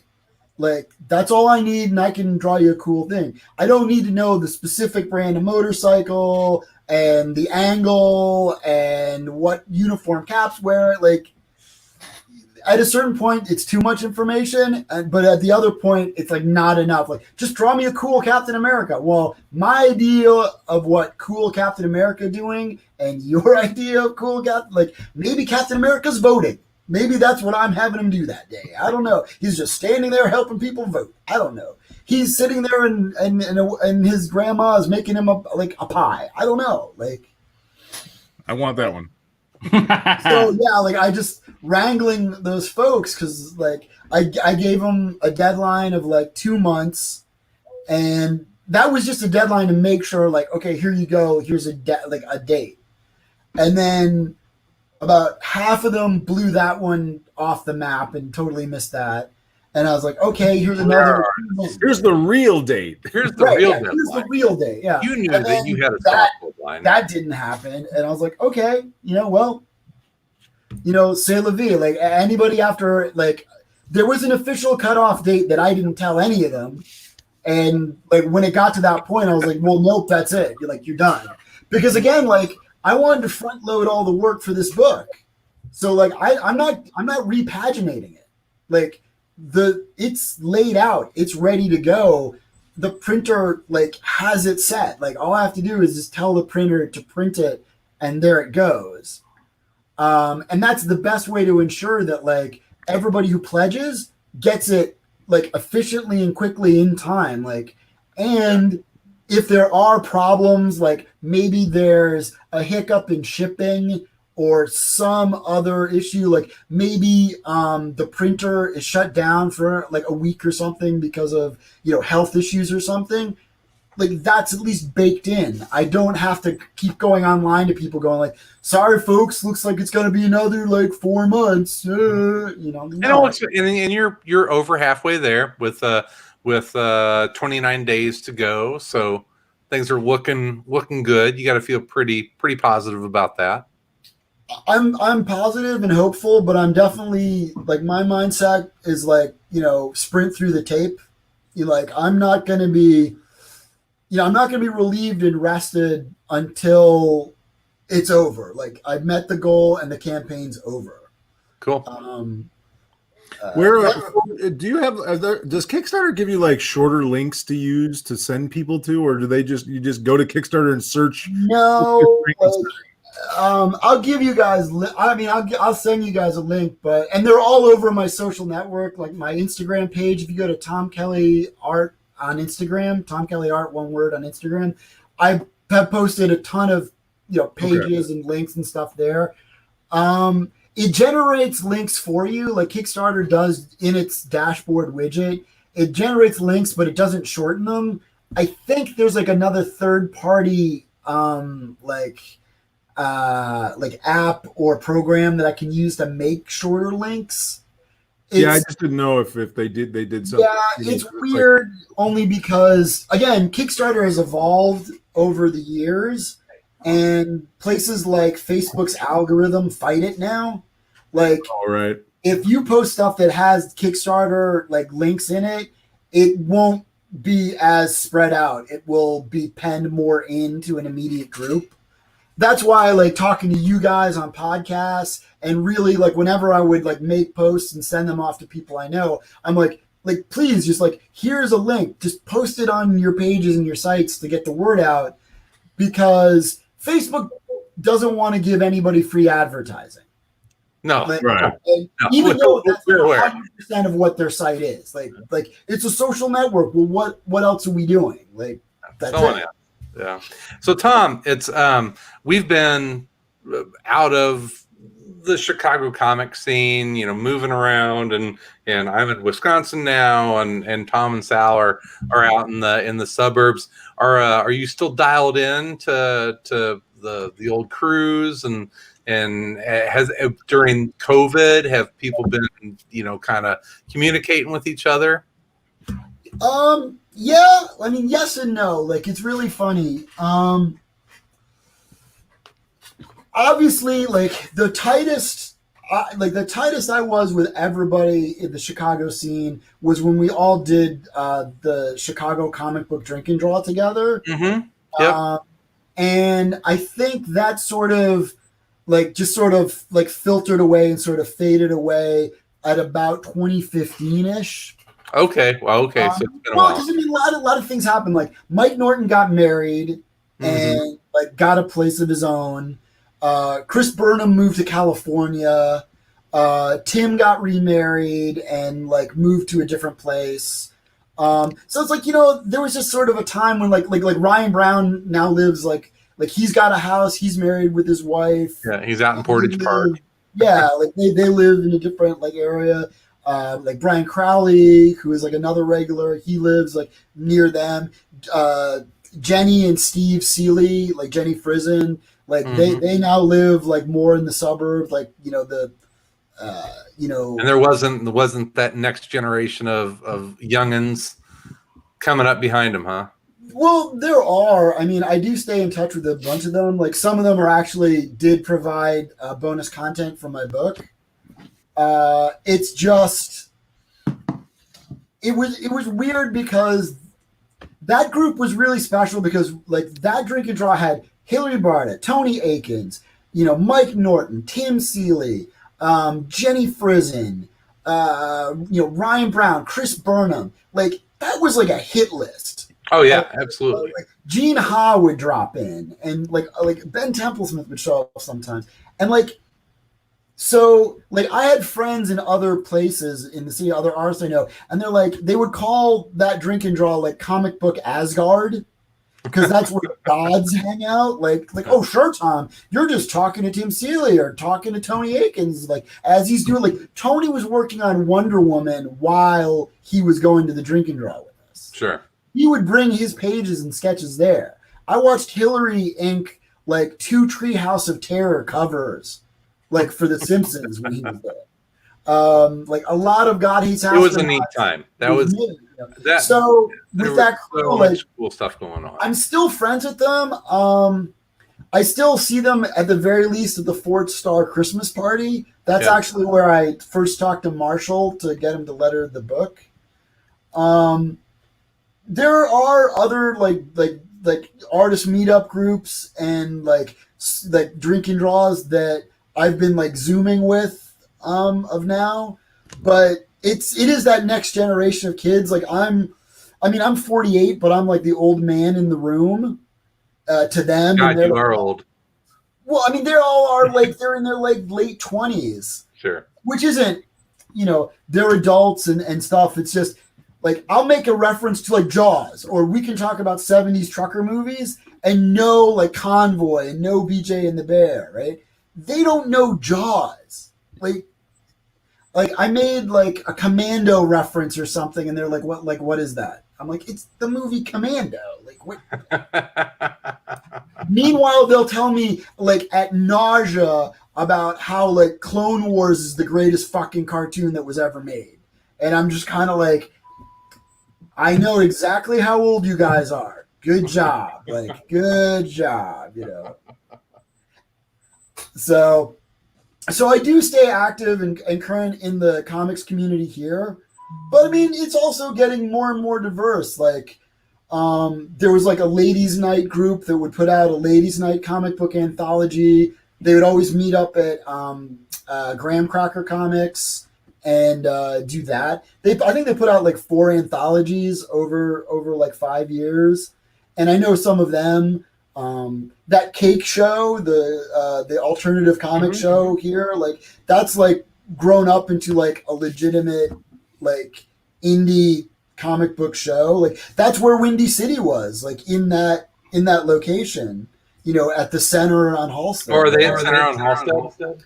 They were. I don't know if I think this year they might have moved venues because that Whole Foods has really expanded that area. Like since the Cubs won, like that area has gotten just grown up and built up so much. Like Sure. Like I used to live up in that area when I first moved to Chicago, and in about 2007 or 8, I moved here to where I live in the Ukrainian Village section. Mm-hmm. And I go up there every now and again, and like I marveled how all of that, like places that I would go to aren't there anymore. Now there's like a Harley Davidson store, and there's like way more bars that are different bigger bars. And Chicago, the more it changes, the more it stays the same. So I mean, I stay in touch with the Chicago scene, but I don't hang out as much with like Tim and those guys as I used to. It's a shame, but like again, like a lot of them, like they're married or they have kids now. Like Tim has a child, he has a baby. Yeah. He's not getting out. He's not going out to drink with us idiots anymore. Like he's not doing that. Ryan's the same way. Ryan's got a baby, so he's helping take care of his kid when he's not working. So it's cool. Like, I got to see these guys all move into the next different phases of like what they were doing, and I also got to experience like the silliness of them when mostly they were like single young idiots. So it's fun. It is. Well, Mr. Tom Kelly, thank you so much for joining us. And as we sign off here with you, one more time on the Kickstarter, it is Foot Fist Frankenstein, a monster martial arts revenge comic. It's available now for we'll call it a pre-order on Kickstarter. And basically just go to Kickstarter, search Kickstarter under comics Frankenstein. Yeah, and I ordered my my hardcover version for $30. I got in, so I'm looking forward to it. It's all in the can. It's ready to go as soon as it's funded. And this wraps up in 29 days. It's off to the printer and go gadget boots. So that's awesome. I'm looking forward to that being funded, man. Me too. Me too. And if people want to follow you on any other social media, they can find you where at? Okay, so you can find me on Instagram at Tom Kelly Art. It's all one word, Tom Kelly Art at Instagram. On Twitter, I'm Tom Kelly Art on Twitter. On my main webpage is my DeviantArt page, which is tomkellyart.deviantart.com. And then you can find me under my name, Tom Kelly, on Facebook in Chicago. If you look up Tom Kelly Chicago on Facebook, it's me. I come up. All right. Cool, bud. Well, hey, it was great to see you. It's been way too long, and hopefully once all this silliness is over, we can actually get together face to face and have a beer together. Yeah, no, that'd be fun. I think we'd all enjoy that a lot. Absolutely. All right. Thanks, bud. We'll talk to you soon. Woo. All right. So there you go, Tom Kelly and his Kickstarter project. I can't hear you, Sal. I'm gonna hit my microphone mute button. I've been talking for like the last 10 minutes, and you haven't heard me. I know. Oh, it's been great. Hi, Tom. It's been great. Thanks. That was fun. I'm throwing the headphones on. All right. I'm here. Yeah. So do we is there any other comics that we want to talk about before we finish up here? I'm gonna save it to next time. All right. Good. I agree. Because I have to get up and run tomorrow. I've been running. Boo. It's horrible. Boo. I know. It sucks. I've been doing like 2.5 miles a day. Oh, running's the worst thing ever. Today I started doing you ever heard of a sew right? It's no. It's like a massage thing for your psoas muscles. So they're like muscles. They're like abdominal muscles. What kind of place did you buy this at? But it's like this hard plastic thing that you lay on, and it just like relieves the tension in these muscles. They're like abdominal muscles, and it works great because I've been having a hard time with my flexibility. But it's that's been fun. I that's the closest I get to running, or just abusing myself, massaging myself on hard objects. So Tom, you were always the young one out of this group. Have you gotten to the point where you get up in the morning and you just hurt? No, that hasn't happened yet. I jump out of bed. He leaps out of bed. Boom! I erupt out of bed. I had someone describe it to some college kids. That's this guy who was in his like mid-40s, and it's like, if you felt like I do every day, you would go to the hospital because you would think that something is wrong. I gotta be honest. I'm the oldest of the three of us, and other than like I have some back pain, but I feel pretty fortunate. Like I don't feel that way getting up out of bed. I mean, I certainly get sore after workouts and that kind of thing, but like I don't. It's all the weird creaks and pops. It's like, Marta and I will be downstairs watching TV, and I'll just like lift my arm to like grab, I definitely have that. Like, and it'll just go like pop, and Marta's like, "What was that?" And I was like, "Oh, it's my shoulder." The other day I was on the couch with Kim, and I stretched, I think, and all of a sudden my like lat muscle seized up, and I just started going fuck, because I was in so much pain and I couldn't move. And she's like, "What's the matter?" And I was just like, "I can't move my arm, my back seized up." Yeah, I do have shit like that. Yeah, that's usually when Marta's like, "I'm trading you in." Oh yes. There's nothing. Old men. There's nothing fun about it. There's nothing. I was going to mention arm wrestling. We were talking about arm wrestling earlier, and I forgot to mention. So I've gone down a bit of a YouTube arm wrestling. Oh God, no! Rabbit hole. Dude, there's this dude. I don't know his name, but he's like a world champion arm wrestler guy from Canada. And he's kind of a funny dude, but like he will just like go on the streets and sort of set up a camera at a table and just like arm wrestle anybody that wants to arm wrestle. And it's hilarious because like he I mean, you have people that just think they're going to do something against him, and he's just playing with them, and he just fucks with them, and I don't know why I enjoy watching it. And he's just like, he's just sort of standing here, and he'll like pretend like they're getting him over, and he'll just and crank him up. But he's kind of a funny guy. But I can't even remember his name. It's some Canadian arm wrestler. Canadian arm wrestler, dude, yeah.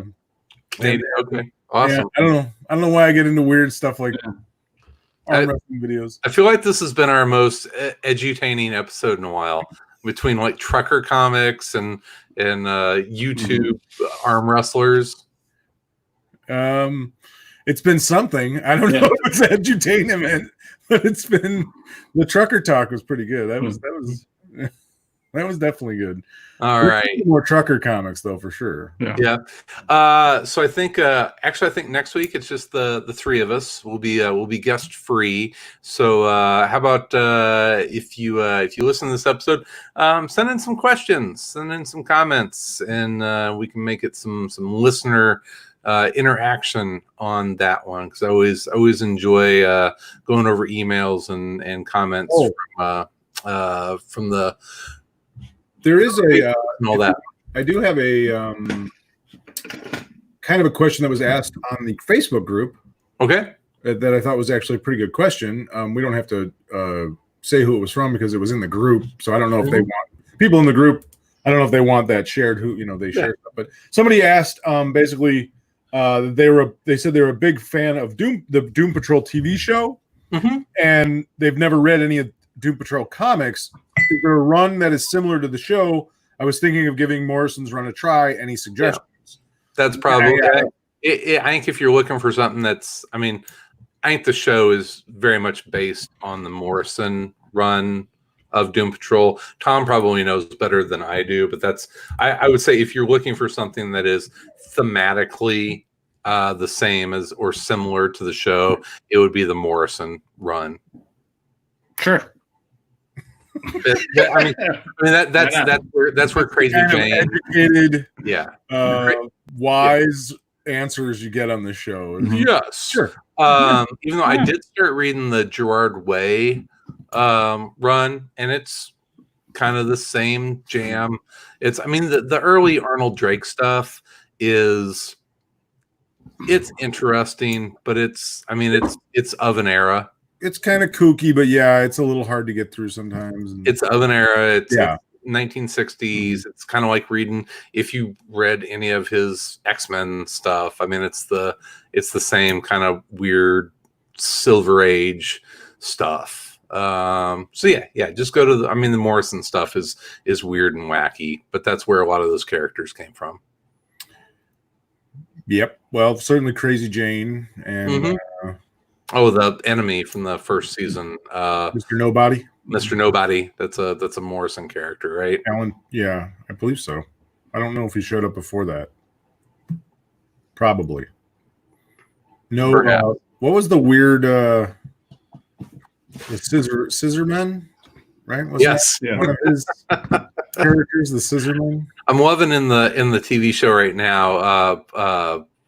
Dr. Time, spelled Tyme. Is it a spice? Is he a spice? No, he is a time traveling villain who believes that the high point of human life was August 8th, 1980 at midnight. August 8th, 1880 at midnight. What? He's a disco roller skater, and but he can travel through time. It's pretty amazing. August 8th is a strange date for me for some reason. Yeah, it's one of my favorite songs. It's called August 8th by NoFX, a punk band out of Southern California. And I always thought that it was I thought in some ways that it was in relation to the Manson murders, because they happened on August 8th, the Sharon Tate murders. And there's a line in the song of like, or no, I think the murders happened on August 9th. So I always thought the song was sort of like about the idea that everything was fine the day before the Manson murders. August 8th was a beautiful day. but it's actually because they're a Southern California punk band. It's the day that Jerry Garcia died. And so they were basically shitting on Jerry Garcia, and I didn't know that. Oh, that's hilarious. I was hoping it wasn't some like white nationalist thing, you know. No, not from them. They're one of their songs is it's two, because there's like two Jewish guys and their bassist is Mexican. Oh so yeah, it's not going to be a white nationalist. No, one of their songs is like two heaves and a bean. Like it is. Nice.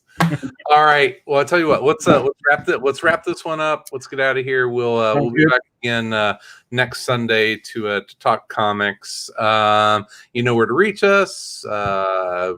Hit us up on all of the social medias, et cetera, et cetera, et cetera. We'll be back next week. In the meantime, in between time, we'll be everywhere in and around comics, trucker comics specifically. Trucker comics. I'm gone. Time to go. Yeah, to sleep. Rest for the wicked.